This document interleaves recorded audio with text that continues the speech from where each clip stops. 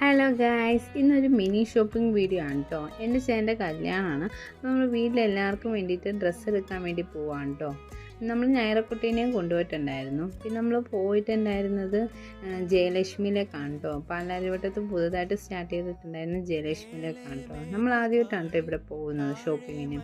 പിന്നെ നമ്മൾ ഓണം കഴിഞ്ഞ ടൈമിലാണ് പോയിട്ടുണ്ടായിരുന്നത്. അതുകൊണ്ട് തന്നെ അത്യാവശ്യം റഷ് ഉണ്ടായിരുന്നു.